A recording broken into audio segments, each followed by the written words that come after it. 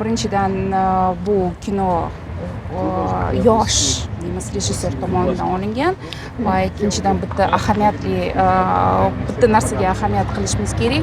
Bu Stiven Kingni oxirgi dasturini deymizmi birinchi marta va oxirgi marta ishtirok etgan o'zbekistonlik ayolimiz, qizimiz bo'ldilar va ular tarafdan qilingan shunaqa chiroyli kinoni va o'sha professional tarzda ham olinganligini aks ettirish kerak va aytib o'tib tushish kerakda.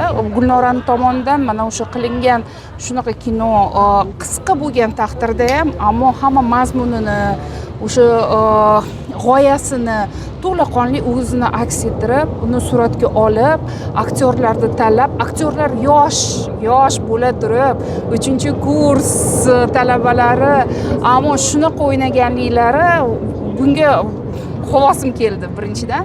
Ikkinchidan nimaga qarashimiz kerak? Menga juda ham yoqdi. Bu ularni o'sha gapirishi, o'zini tutishi, ularda o'sha kinoni o'sha sirli mazmunini yetkazib berishi ham juda ham deymizmi zo'r bo'ldi. Ammo ko'rganingizdan keyin siz ayta olmaysiz o'sha yosh deymizmi bizni iqtidorli talabalarimiz, yoshlarimiz tomonidan olinganligi.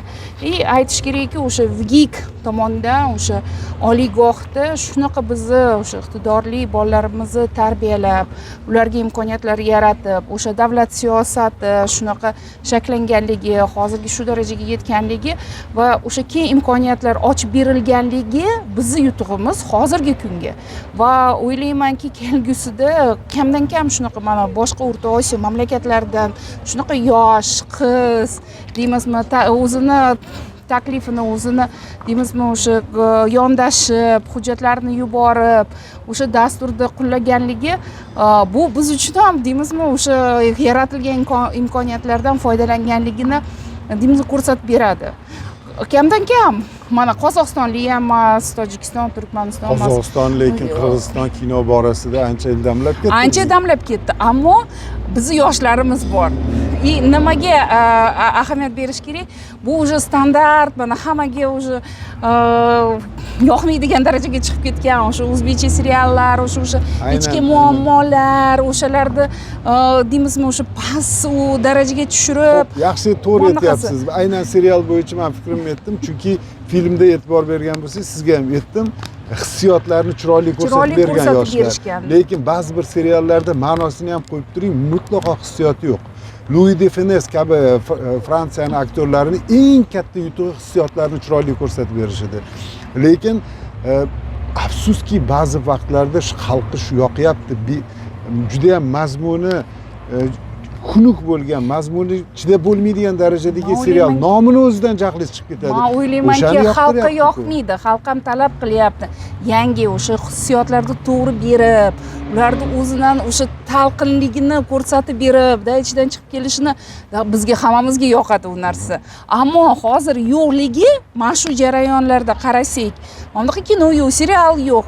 Biz majburmiz o'sha borini yeyish, ko'rish, deymizmi o'sha ruhiy nuqtai nazardan odam baribir rivojlangisi keladi, yaxshilikni ko'rgisi keladi, yaxshi shedevrlarni ko'rgisi keladi.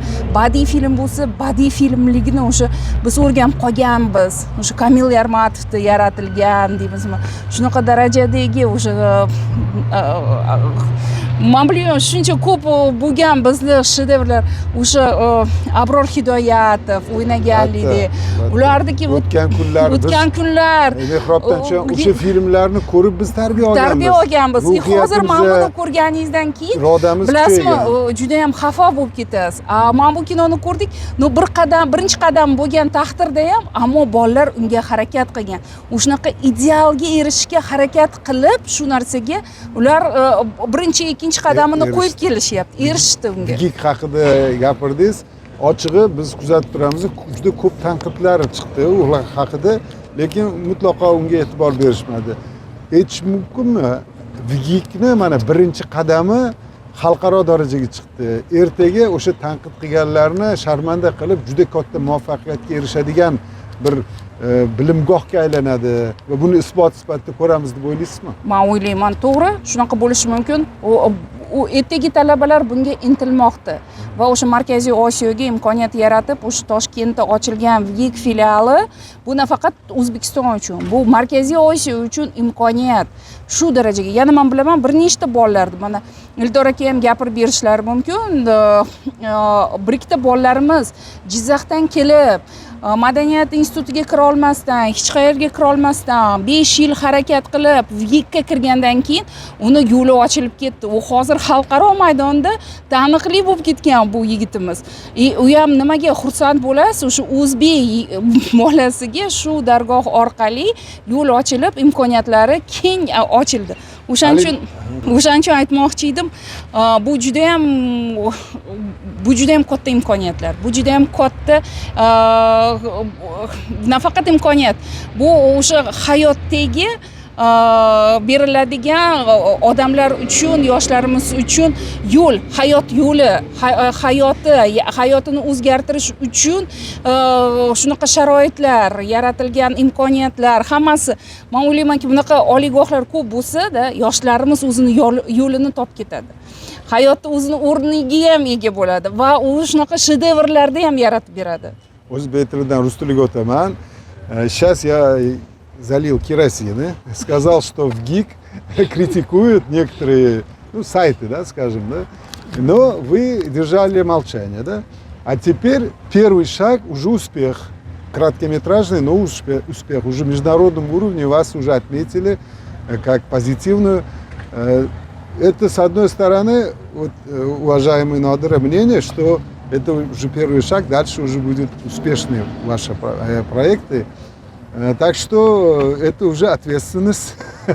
Вы уже должны все бросить и именно этим заниматься для того, чтобы мои слова подтвердились. Я и так все бросил. Вся прошлая жизнь осталась. Не только вы. Я отвечаю только за себя. Я и так 3,5 года назад все бросил, жизнь кардинально поменял. Занялся кинематографу. Спасибо родному агентству кинематографии Узбекистану, Центру развития кинематографии Узбекистана, ВГИКу в первую очередь, Центральному ВГИКу Малышеву, который нас держит.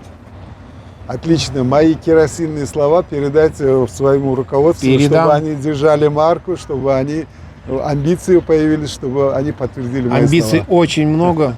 Мы скажем так, мы перевернем кинематограф Узбекистана. Отлично. На этом слове закончим. В хорошем смысле Да. В слова. хорошем смысле, да, в лучшую сторону перевернем. Спасибо вам обоим. Успехов.